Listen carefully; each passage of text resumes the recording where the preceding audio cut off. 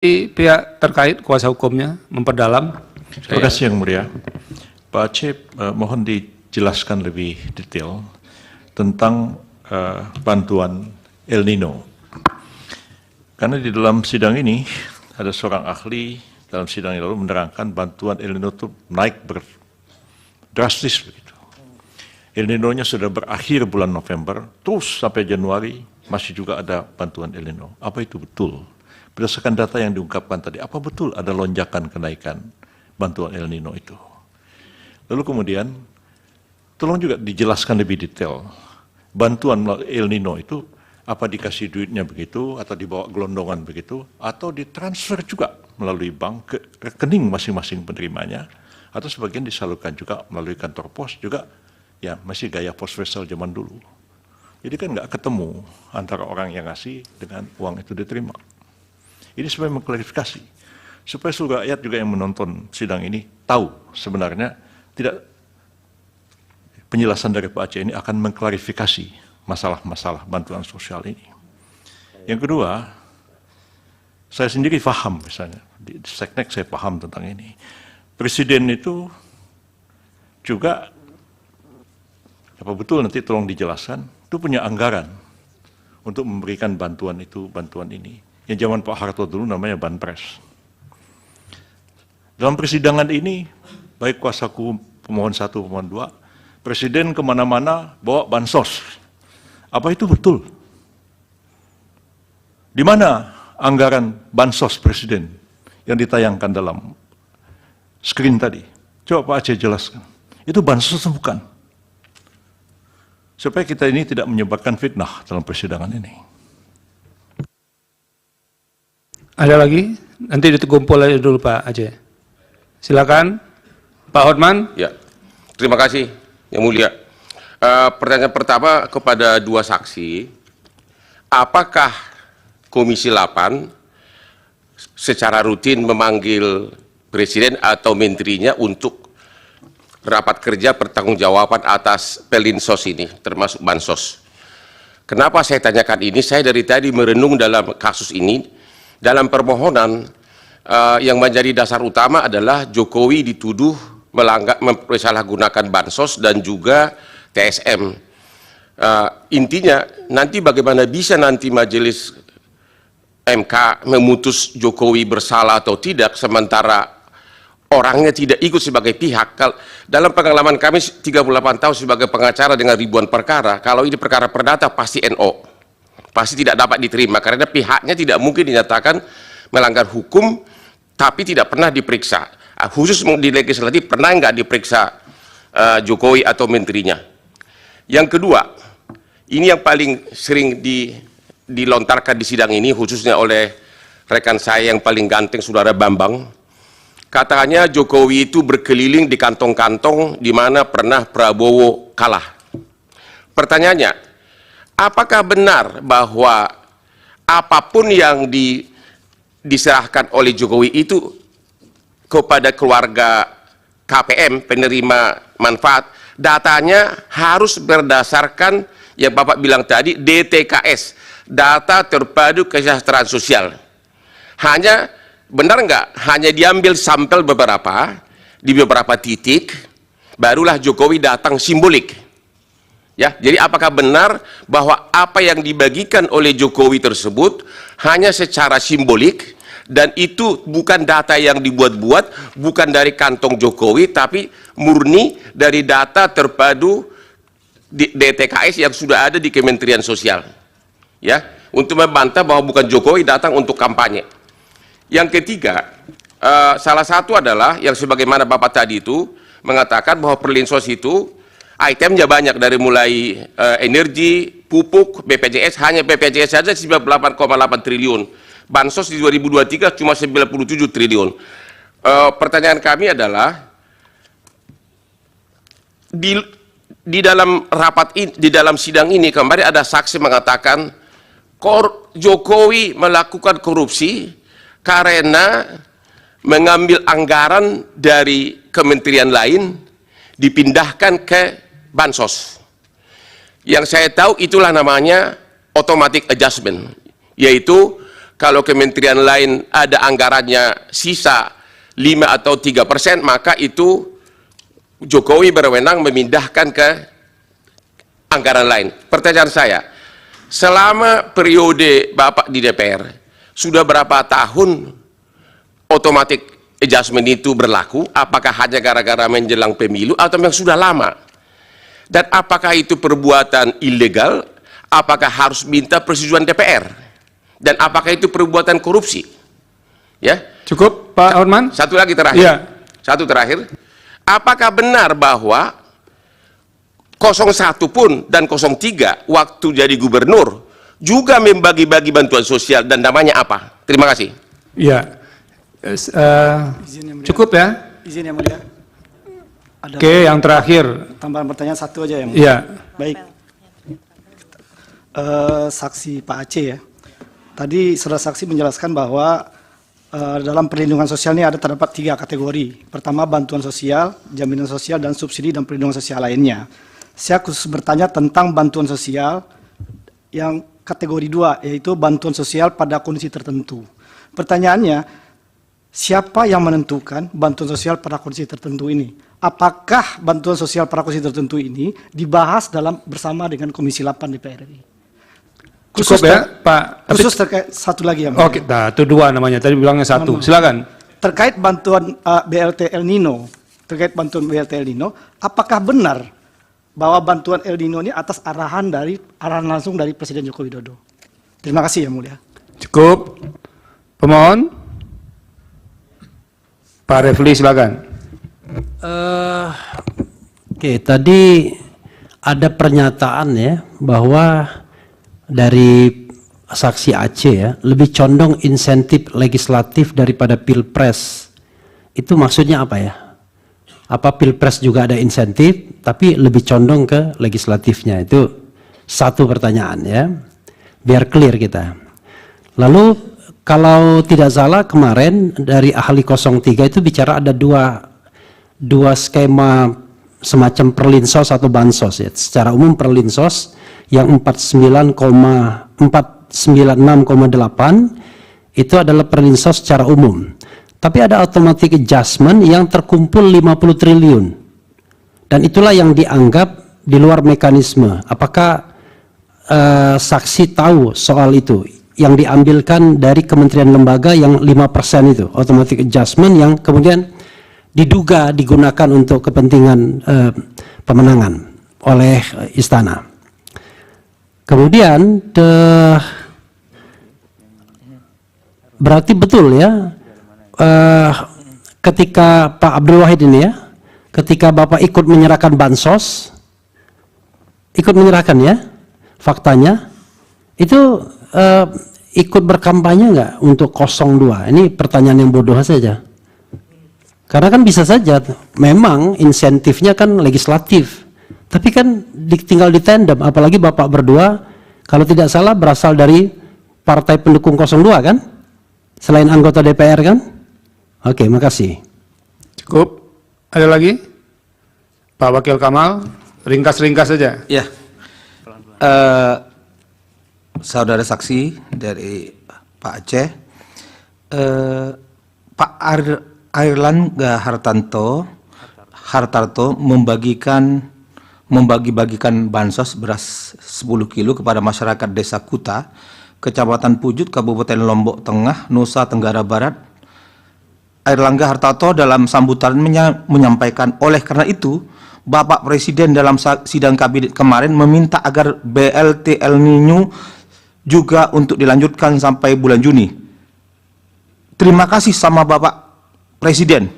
Dan dijawab oleh masyarakat yang hadir dengan kata-kata terima kasih Bapak Presiden. Jadi tolong Ibu bicara terima kasih pada Pak Jokowi. Tolong direkam bisa. Ini adalah pertanyaannya, apakah ini kan ketum Anda, apakah Anda ikut dalam acara tersebut atau tidaknya tahu? Karena ini viral banget. Yang kedua, pertanyaannya berkaitan ini, yang dibagi-bagi itu dari anggaran Kemensos atau di luar itu? Kemudian, Ini yang ketiga ya? ya, Pertanyaannya. melanjutkan, automatic adjustment tadi ada sekitar 50 T, apakah juga DPR tahu berkaitan dengan hal tersebut? Jadi yang dibagi-bagi Pak Jokowi juga dari mana? Apakah itu dari Kemensos atau antara Bappenas dengan Kemensos? Ini kan ada dua anggaran yang berbeda. Yang dijelaskan oleh saksi, setahu saya itu semuanya dari Kemensos. Tapi yang kemudian ada di Bappenas yang bagi-bagi beras juga, ada yang dibagi-bagi Pak Jokowi, itu dari mana? Cukup. Ya. Yang termasuk PJ Hero itu bagi-bagi. Kira-kira itu ya. Cukup. Pemohon 2. Terima kasih Yang Mulia. Saya ada 3 pertanyaan yang saya ingin ajukan pada Saudara Aceh sebagai saksi. Nah, tadi Saudara Aceh bicara mengenai payung perlindungan sosial. Antara lain disebutkan bahwa ada yang bantuan sosial yang sifatnya reguler dan ada juga yang tidak reguler dalam keadaan-keadaan tertentu misalnya. Nah, saya ingin tanya, berapa persentase dari bantuan yang non-reguler yang dialokasikan misalnya? Walaupun pertanyaan mengenai bantuan yang reguler itu juga cukup penting, tapi saya ingin mulai dengan itu. Nah, kenapa saya bertanya mengenai ini? Karena kita bicara mengenai satu isu yang sangat fundamental dalam kehidupan kita berbangsa dan bernegara. Kita bicara mengenai pasal 33 Undang-Undang Dasar 45, yang judulnya itu kesejahteraan sosial, social welfare. Juga ada kaitannya dengan pasal 34. Nah, saya masih ingin tahu ya, kenapa disebut bantuan. Ya. Sebab saya kalau membaca pasal 33 dan 34, sebetulnya bukan bantuan, itu hak, itu entitlement, ya, perlindungan, ya, hak yang inherent dalam diri manusia sebagai warga negara di Indonesia ini. Tapi kenapa tidak disebut welfare benefit, ya, atau hak kesejahteraan seperti yang dimasukkan dalam pasal 33. Karena konotasi bantuan itu charity, itu kedermawanan. Nah, negara itu tidak perlu dermawan, negara itu perlu memberikan hak kepada warga negaranya. Nah, itu pertanyaan pertama. Yang kedua, tadi disebutkan ada berbagai jenis bansos. Saya juga melihat dalam prakteknya paling tidak ada 10 atau 11, mungkin juga lebih. Ada Undang-Undang Nomor 13 yang menyangkut fakir miskin. Ada Undang-Undang Nomor 11 tahun 2009 mengenai kesejahteraan sosial. Ada juga Undang-Undang Nomor 14 tahun 2019 mengenai pekerja sosial. Dan kalau kita mau melihat lebih jauh, ada yang sangat berhasil, yang saya juga appreciate, ketentuan perundang-undangan mengenai BPJS. Buat saya ini satu program yang sangat bagus misalnya. Nah, pertanyaan saya, apakah semua yang disebut bansos dalam tanda kutip itu ada di dalam ketiga undang-undang ini? Apakah ada bansos yang tidak masuk dalam undang-undang ini, yang juga dibagikan? Ya, saya memahami bahwa bansos itu ada dalam APBN. Dan untuk tahun 2024 jumlahnya sangat fantastis, paling tinggi di antara semua bansos yang pernah ada, 496,8 triliun plus automatic adjustment yang 50 triliun. Nah, ini jumlahnya besar sekali. Karenanya saya ingin tanya, apakah bansos ya yang ditulis dalam undang-undang ini, kalau itu semua ada di situ, berapa besar jumlahnya dan berapa besar juga jumlah yang tidak ditulis dalam undang-undang itu, kalau ada. Ya. Nah, ini pertanyaan nomor 2 yang saya ingin ajukan. Dan pertanyaan nomor 3 adalah, saya melihat ya sila keadilan sosial, sila kelima dalam Pancasila, ini menjadi dasar dari semua bantuan sosial ini.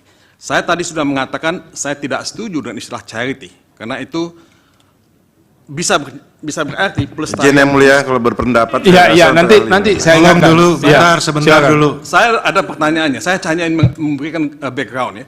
Charity itu bisa berarti pelestarian kemiskinan. Bukan berarti saya anti bansos, saya setuju bansos. Saya nomor 1 memperjuangkan bantuan sosial semacam ini. Tapi persoalannya adalah, kalau kita tidak mengubah konsep itu, tidak menjadikan hak kesejahteraan sosial itu sebagai hak yang diatur dalam undang-undang sebagai entitlement, ya, bukan sebagai charity, yang saya takutkan majelis hakim yang saya muliakan, ini akan bisa menjadi satu hal yang dipolitisasi. Jadi akan tergantung pada kedermawanan kebaikan hati seseorang. Seperti yang kita saksikan sekarang ini, dia diatribusikan kepada Jokowi, ya, kepada Presiden. Nah, kalau dia jadi entitlement, dia menjadi hak dari setiap warga negara yang ada dalam undang-undang. Nah, saya cuma khawatir itu karena concern kita selama ini adalah kenapa bansos itu dipolitisasi, as if itu hanya kebaikan seseorang. Mungkin ini pertanyaan saya yang saya kira bukan saja penting untuk sekarang, tapi mungkin juga penting untuk masa depan bangsa ini. Terima kasih. Terima kasih. Nanti kalau yang berkaitan dengan pendapat nggak usah dijawab, karena ini kan yang dijelaskan fakta saja. Mungkin sebagian yang disampaikan Bang Mulya itu soal yang berkaitan dengan kebijakan. Silakan, ada lagi? Sedikit yang mulia. Pak Masdir. Pertama yang saya untuk meneruskan apa yang disampaikan oleh Bang Mulya tadi, berkenaan dengan perlindungan sosial yang disebut-sebut oleh beberapa banyak pihak. Ini kan yang jadi persoalan buat kita adalah ketika ada satu peraturan presiden nomor 125 tentang pengelolaan cadangan pangan pemerintah. Nah, pengelolaan cadangan pangan pemerintah ini juga termasuk di dalamnya adalah bantuan-bantuan berupa beras yang dilakukan oleh presiden. Yang tadi saya tidak tahu apakah itu terkait langsung dengan automatic adjustment itu atau tidak. Akan tetapi yang kita persoalkan, ini bukan persoalan pemberian pengadaan dari beras-beras itu. Karena pengadaan terhadap hal ini dilakukan oleh Badan Pangan yang juga diberi kewenangan oleh Perpres ini untuk membagikannya. Sementara secara real selama ini segala bentuk bantuan sosial atau apapun yang kita sebut itu by name by address sudah selalu dilakukan oleh Kementerian Sosial. Nah, ini yang saya kira Pak Aceh, tolong kami diberikan penjelasan. Apakah memang pengadaan ini, ya, terutama pemberian bantuan pangan ini, seperti bansos beras ini, itu ada persetujuan juga dari DPR? Itu pertanyaan saya yang pertama. Kemudian yang kedua, ya tentu kita setuju soal bansos pangan tunai dan seterusnya itu yang selama ini memang kita ketahui itu dilakukan melalui pos, bahkan juga ada yang melalui bank. Yang jadi persoalan adalah, ini yang saya mau tanya kepada Pak Aceh, bagaimana sikap Komisi 8 terhadap bansos yang dicairkan ketika terjadi kita krisis minyak goreng? Ya, bansos itu oleh BPKP dianggap sebagai kerugian keuangan negara yang mencapai 4, sekian triliun. Ya. Padahal bansos yang diberikan untuk kegiatan karena adanya krisis minyak goreng itu berasal dari Kementerian Sosial, yang mulia. Ya. Nah, dalam keadaan seperti ini, saya tidak pernah mendengar sikap dari Komisi 8 terhadap urusan ini. Ya.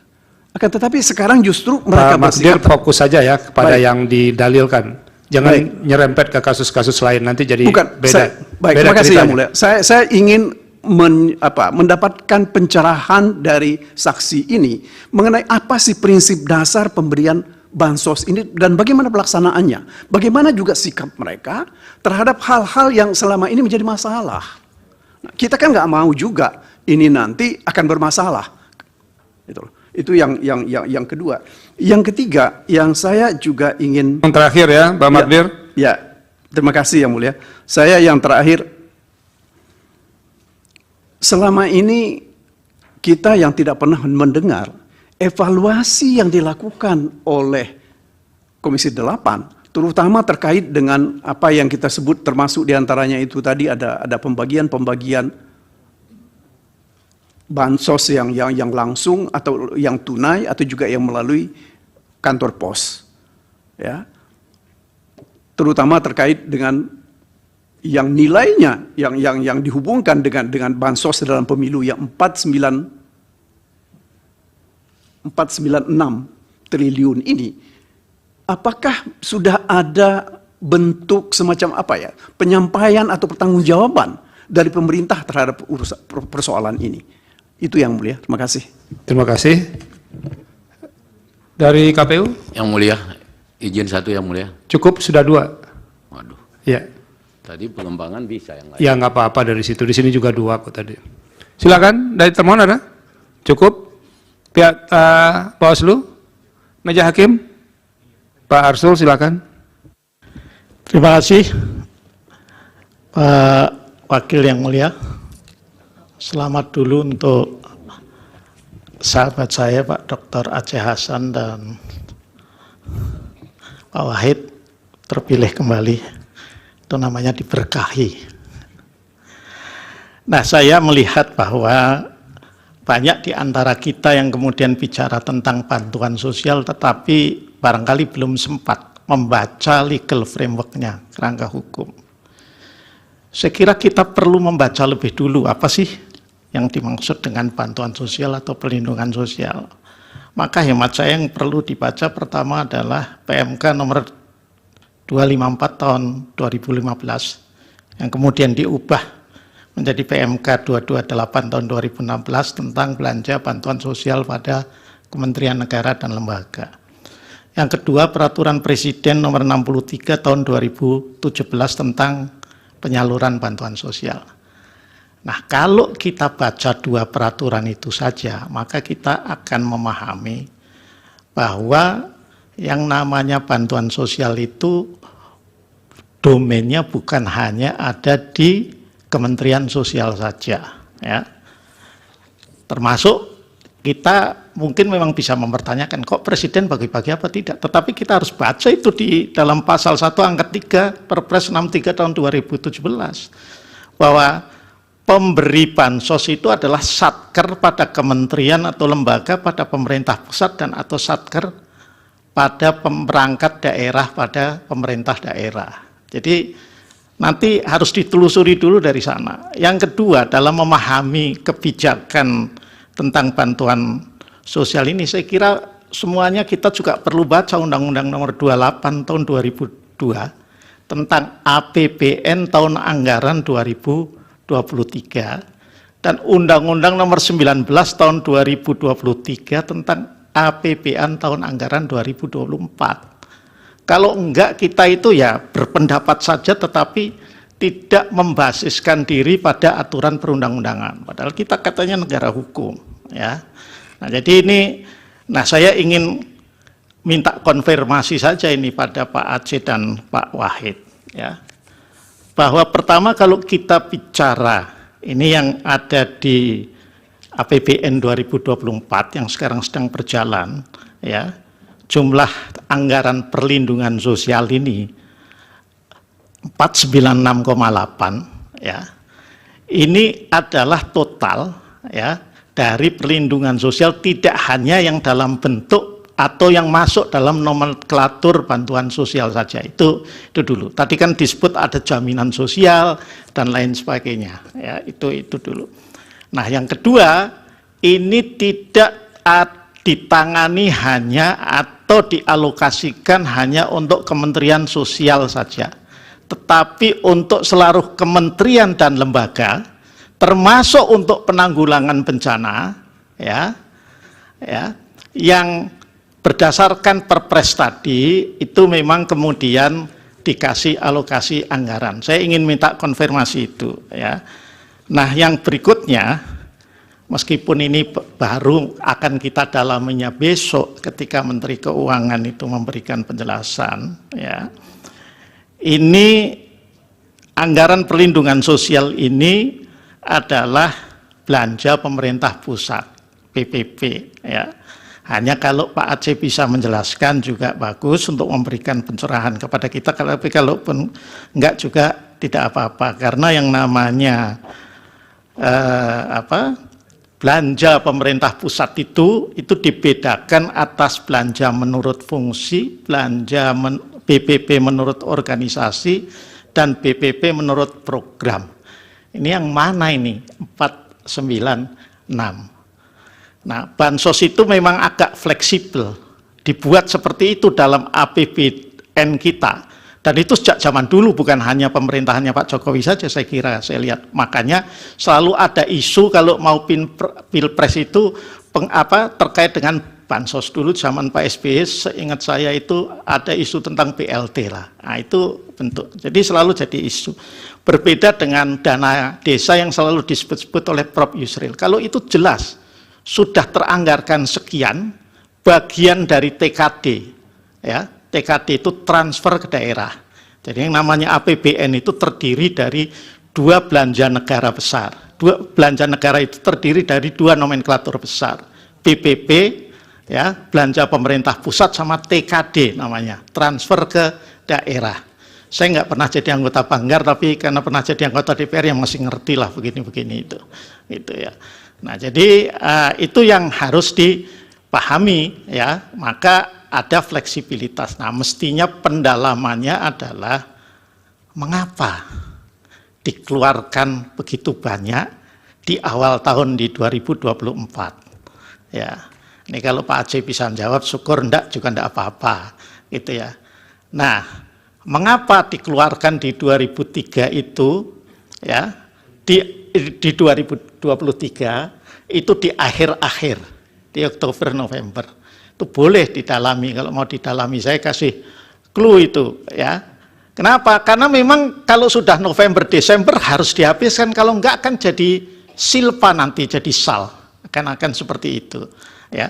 Jadi itu saja barangkali sedikit yang mungkin Pak Aceh bisa menambahkan pencerahannya atau Pak Wahid. Terima kasih. Terima kasih. Ini dari bekas anggota DPR ke anggota DPR. Prof. Guntur, silakan. Ya, terima kasih Yang Mulia Pak Wakil. Singkat saja untuk Pak Aceh dan Pak Wahid terkait dengan metode penyaluran. Kalau tadi Pak Aceh menyampaikan bahwa metode penyaluran bansos ini dilakukan melalui cash transfer atau melalui PT POS. Berarti kan ini sifatnya ya penyalurannya langsung ya ke penerima manfaat. Tapi tadi saya dengar juga dari Pak Wahid bahwa Pak Wahid dalam hal bansos ikut dalam hal penyerahan bansos. Nah, sebenarnya ini metodenya ini sebetulnya yang mana nih? Apakah memang dua-duanya kombinasi, atau kalau tadi saya dengar dari paparan dari Pak Aceh itu kan hanya dua metodenya. Metode cash transfer dengan metode PT POS. Nah, tapi kalau ada penyerahan melalui yang langsung, ya sebagaimana yang disampaikan oleh Pak Wahid, nah apakah memang untuk bansos ini ada metode ketiga gitu dalam bentuk penyerahan langsung itu? Mungkin bisa ada penjelasan menyangkut ini Pak Aceh dan Pak Wahid. Ya, terima kasih. Terima kasih Prof. Guntur. Terakhir Prof. Eni Nurbaningsih. Silakan. Terima kasih. Satu saja saya Pak Aceh. Itu di tayangan halaman 5 itu anggaran terkait dengan perlinsos lainnya. Itu kok naiknya hampir 2 kali lipat ya, 53,1 triliun. Apakah memang ada force mayor yang memang harus kemudian mendapatkan pos sebegitu besarnya? Di halaman 5 Pak, tabel itu. Mungkin bisa dijelaskan Pak ya. Terima yang kasih. anggaran perlindungan ini. Ya, perlinsos lainnya itu loh Pak. Ya. Itu ya, terima kasih. Cukup Prof. Eni. Pak Sira silakan. Singkat aja ya. Alhamdulillah. Yang Mulia, saya mau meminta penjelasan dari Bang Aceh terkait dengan automatic adjustment.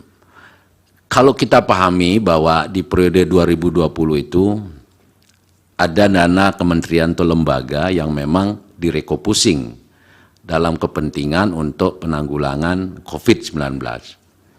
Nah, kalau 2024, pertanyaan saya ini, kalau 2024, apa justifikasinya?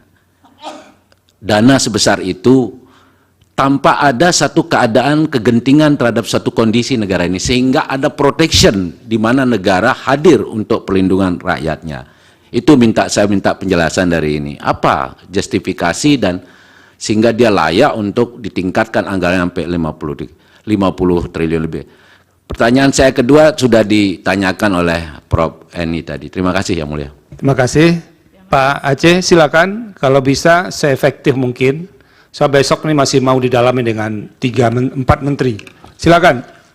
Terima kasih Yang Mulia. Saya tentu akan menjawab sesuai dengan kapasitas saya sebagai anggota Komisi 8 DPR RI dan tidak akan menjawab hal-hal yang tidak terkait dengan mitra kami, karena sebagai saksi fakta tentu saya menyampaikan